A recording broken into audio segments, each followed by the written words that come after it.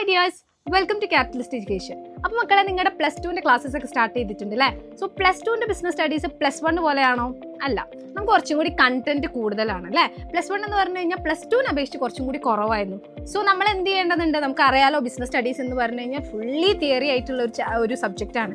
So നമ്മൾ ആ രീതിയിൽ ആദ്യം തന്നെ എന്ത് ചെയ്യണം? പഠിച്ചു പോകണം. നിങ്ങളോട് പ്രത്യേകിച്ച് പറയേണ്ട കാര്യമില്ലായിരിക്കും, കാര്യം നിങ്ങൾക്ക് +1 ബിസിനസ് സ്റ്റഡീസ് എന്താണ് എന്നുള്ളത് നമുക്ക് മനസ്സിലായിട്ടുണ്ട്.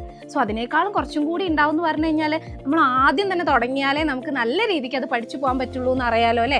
നമ്മുടെ ആദ്യത്തെ ചാപ്റ്റർ എങ്ങനെയാണ് സിമ്പിൾ ആയിട്ട് പഠിക്കേണ്ടത്, ഏതൊക്കെ പോയിന്റ്സ് ആണ് അല്ലെങ്കിൽ ഏതൊക്കെ കോൺസെപ്റ്റ്സിനാണ് നമ്മൾ ഇമ്പോർട്ടൻസ് കൊടുക്കേണ്ടത്, അതൊക്കെ പറയാം നമുക്ക്. സോ ആദ്യം തന്നെ നിങ്ങൾ എന്ത് ചെയ്യുക, നിങ്ങൾക്ക് ഫസ്റ്റ് ചാപ്റ്റർ ഒക്കെ തുടങ്ങി വരുന്നുണ്ടായിരിക്കും സ്കൂളിൽ. സോ ആ രീതിയിൽ തന്നെ നമ്മൾ ആദ്യം തൊട്ട് തുടങ്ങുക കേട്ടോ. ഫസ്റ്റ് ചാപ്റ്റർ എന്ന് പറഞ്ഞാൽ എന്താണ് നിങ്ങൾക്ക് അറിയാലോ? നമ്മുടെ ആദ്യത്തെ chapter nature and significance of management ആണ്.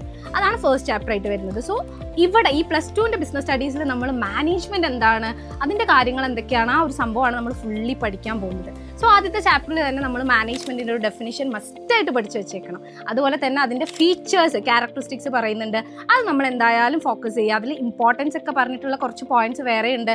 ഈ ഫീച്ചേഴ്സ് ഒക്കെ നമുക്ക് ഇമ്പോർട്ടൻസിലും എന്ത് ചെയ്യാം, എഴുതാൻ പറ്റും. സോ ഫീച്ചേഴ്സിന് നമ്മൾ ഇമ്പോർട്ടൻസ് എന്തായാലും കൊടുക്കുക. അത് കഴിഞ്ഞ് കഴിഞ്ഞാൽ നെക്സ്റ്റ് നമുക്ക് വരുന്നതാണ് മക്കളെ നേച്ചർ ഓഫ് മാനേജ്മെന്റ്.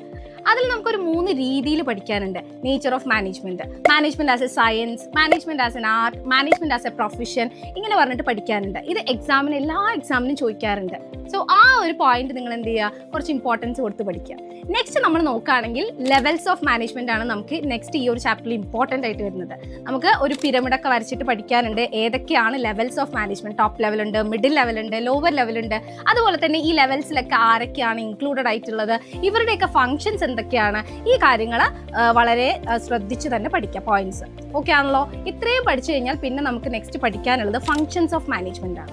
ഈ ഫങ്ഷൻസ് നമുക്ക് എന്ത് ചെയ്യാനുണ്ട്, പിന്നീട് അങ്ങോട്ട് 5 ചാപ്റ്റർ ആയിട്ട് തന്നെ പഠിക്കാനുണ്ട്. സോ നമ്മൾ ഇവിടെ ജസ്റ്റ് ആ ഫങ്ഷൻസ് ഏതൊക്കെയാണ്, 5 ഫങ്ഷൻസ് വരുന്നുണ്ട്, അത് ഏതൊക്കെയാണ് എന്നുള്ളത് നമ്മളൊന്ന് നോട്ട് ചെയ്ത് വെക്കുക.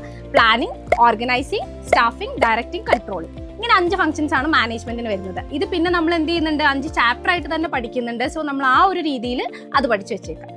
പിന്നീട് നമുക്ക് ആ ഒരു ചാപ്റ്ററിൽ ഇമ്പോർട്ടൻ്റ് ആയിട്ട് പഠിക്കാനുള്ളതാണ് കോർഡിനേഷൻ. കോർഡിനേഷൻ എന്താണ്, കോർഡിനേഷൻ്റെ കുറച്ച് കാര്യങ്ങൾ പറയുന്നുണ്ട്.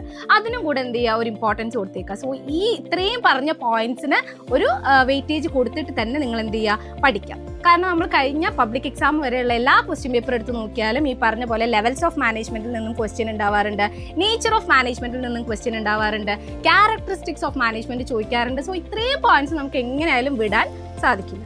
സോ ഫസ്റ്റ് ചാപ്റ്റർ നമ്മൾ പഠിക്കുന്ന സമയത്ത് ഇത്രയും കാര്യങ്ങൾ ശ്രദ്ധിച്ച് പഠിക്കുക. ഓക്കെ ആണല്ലോ? സോ ഇത്രയും കാര്യങ്ങൾ ആദ്യത്തെ ചാപ്റ്ററിൽ നിന്ന് ശ്രദ്ധിക്കുക. ബാക്കി ഇത്തരത്തിലുള്ള വീഡിയോസ് ആയിട്ട് നമ്മൾ വീണ്ടും വരുന്നതായിരിക്കും. വീഡിയോ ഇഷ്ടമായിട്ടുണ്ടെങ്കിൽ ലൈക്ക് ചെയ്യുക, ഷെയർ ചെയ്യുക, സബ്സ്ക്രൈബ് ചെയ്യുക. Thank you so much.